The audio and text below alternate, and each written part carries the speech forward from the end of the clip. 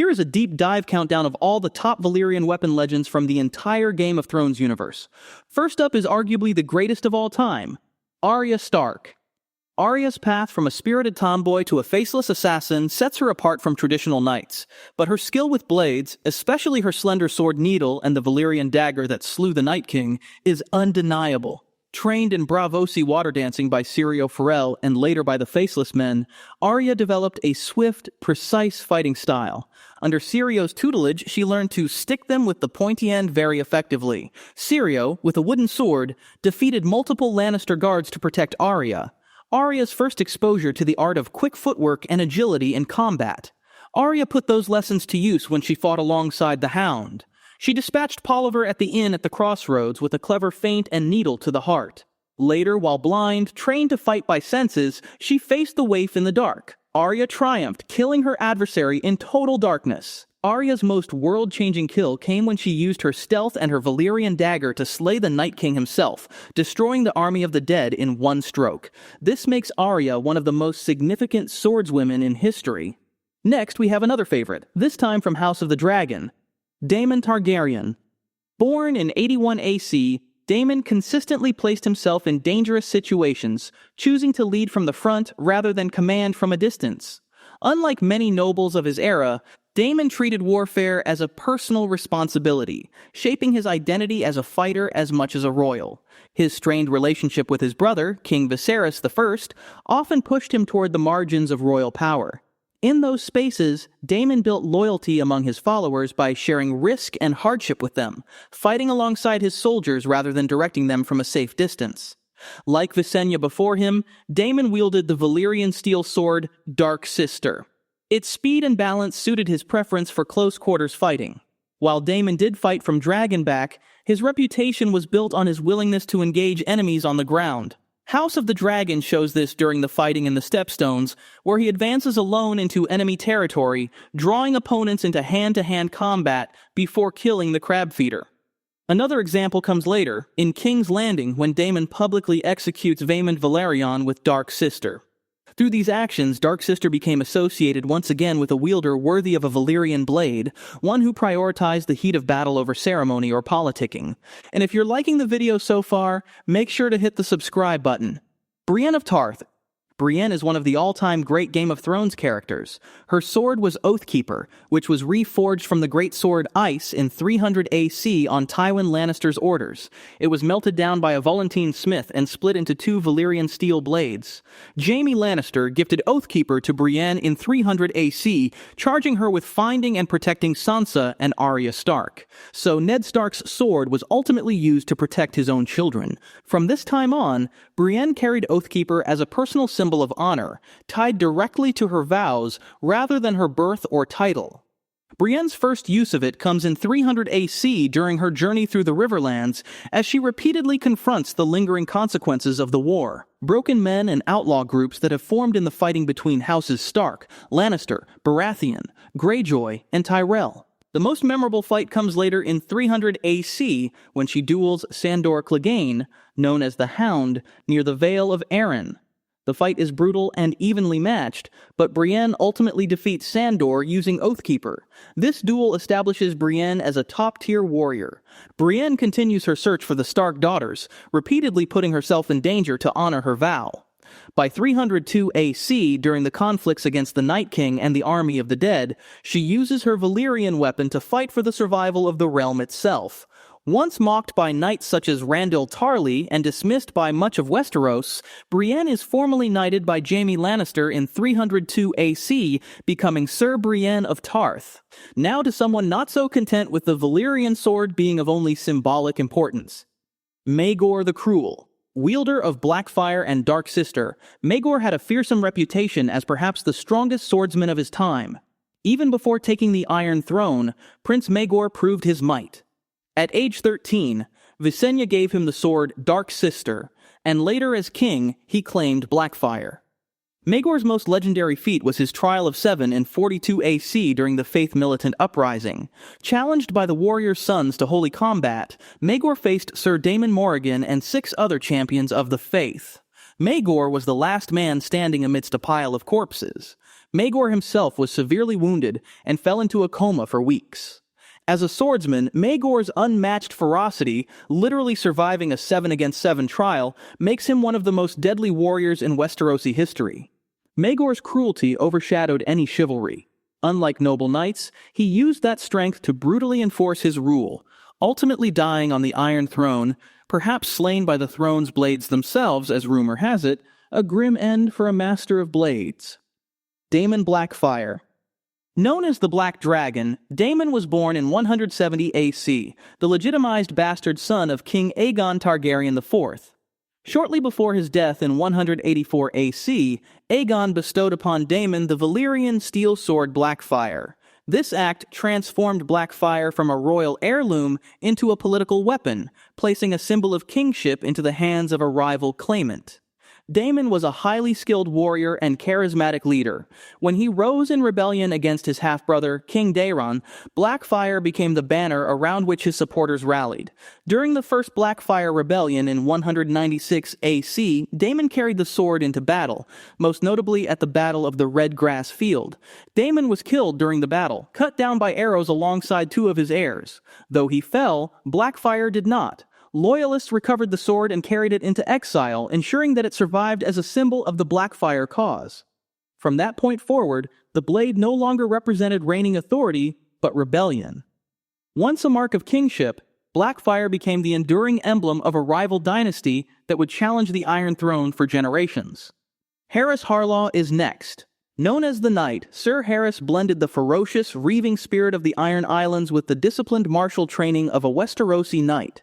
He was the cousin and designated heir to Roderick the Reader Harlaw, the Lord of Harlaw, and he possessed the ancestral Valyrian steel sword Nightfall.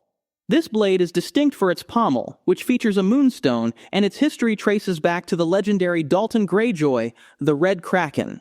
Harras was a tall, austere man who has earned a reputation not just for his lineage, but for his lethality in single combat. His status as a legend of Valyrian steel was cemented during the Ironborn invasion of the Reach in 300 AC, specifically during the taking of the Shields.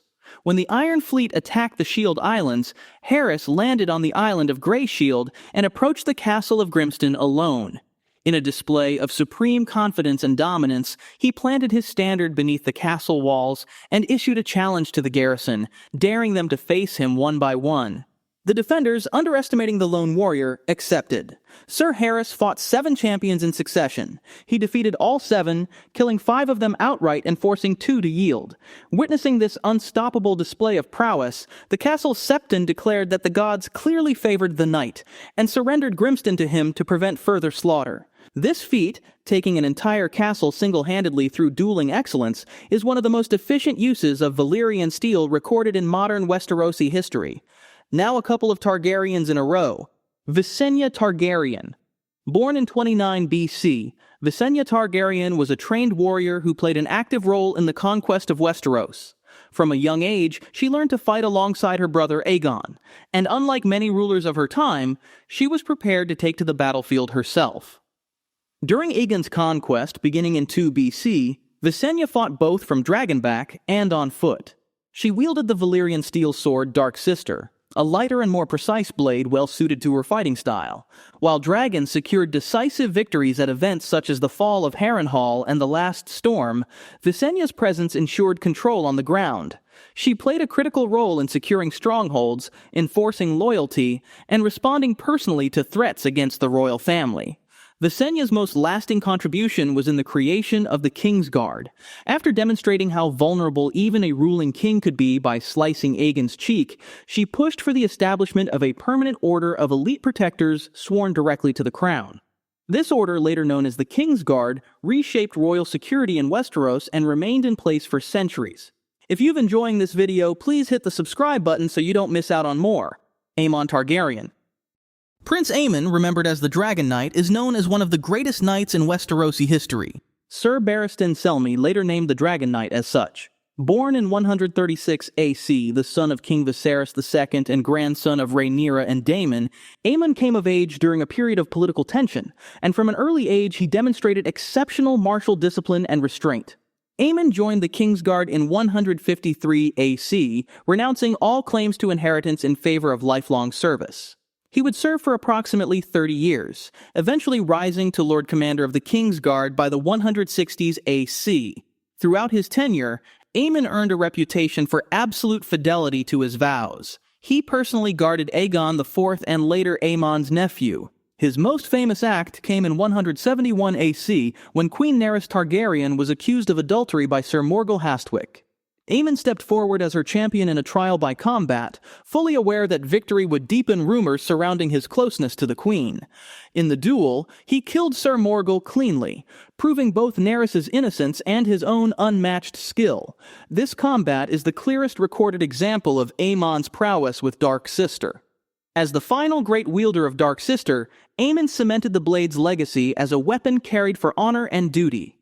Eddard Stark.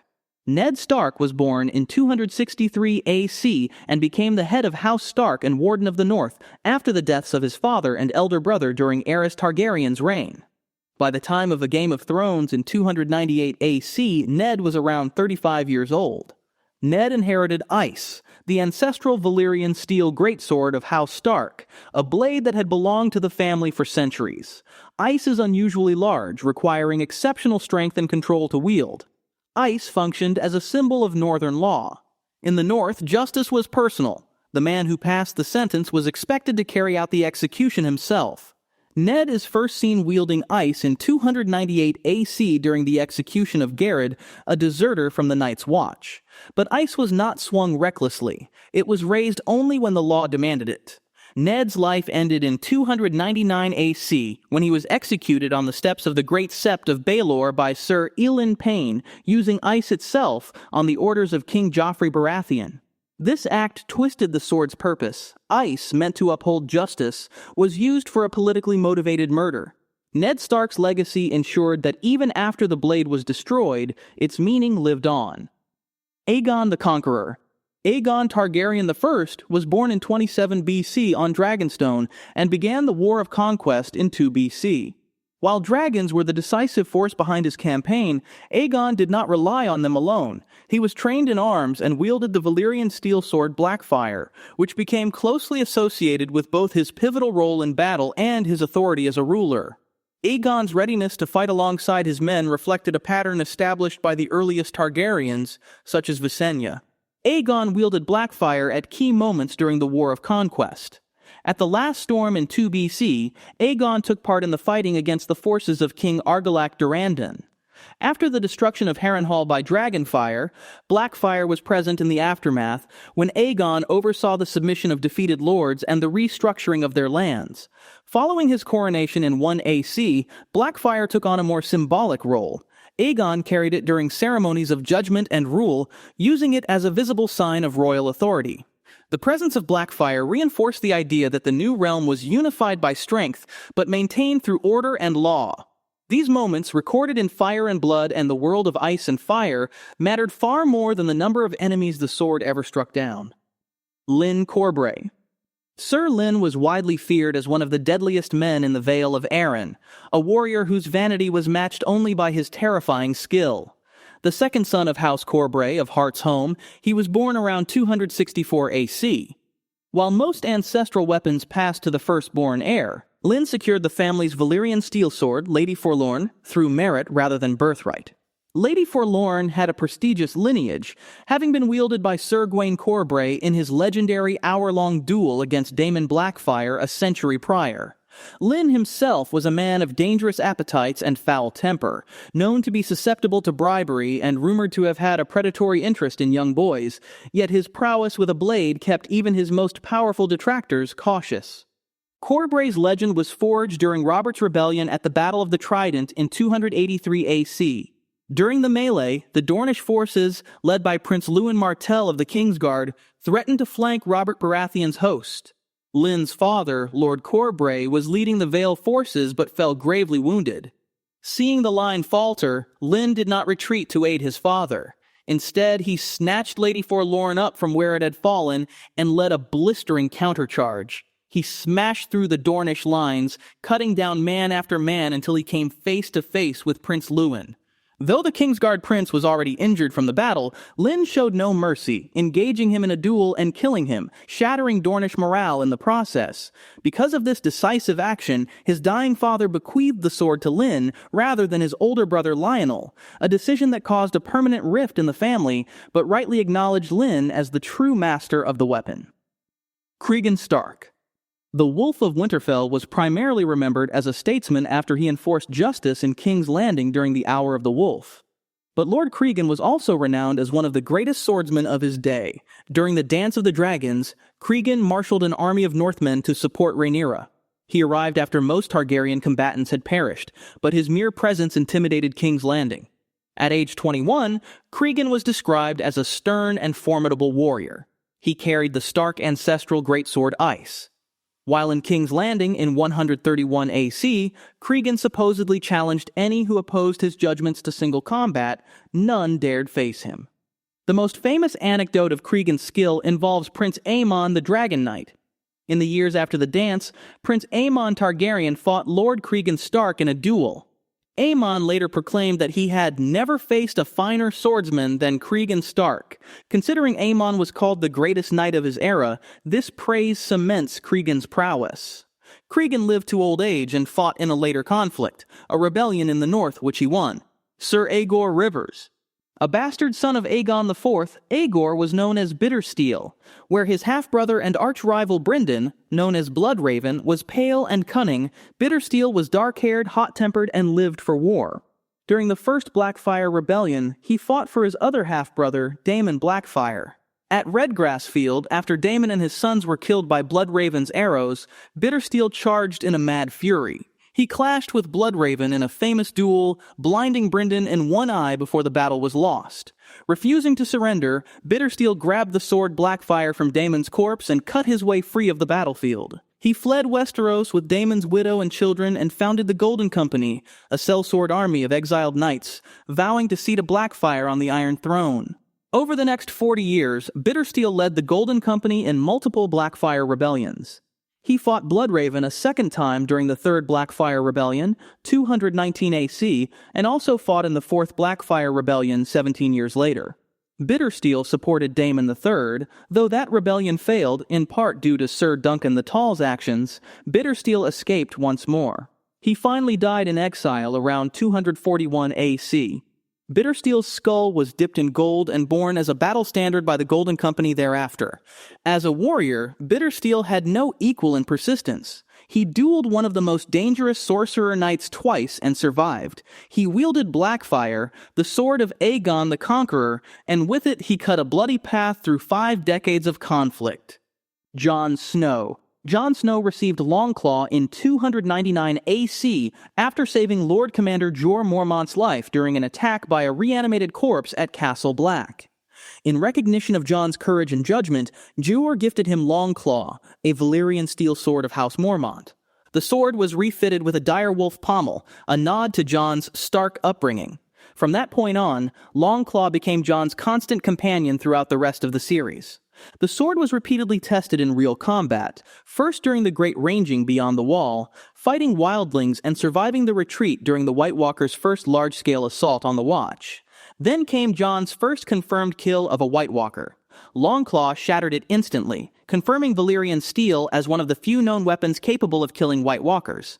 Then came Jon swinging Longclaw in conflicts with Mance Rayder's wildling forces and at the Battle of Castle Black.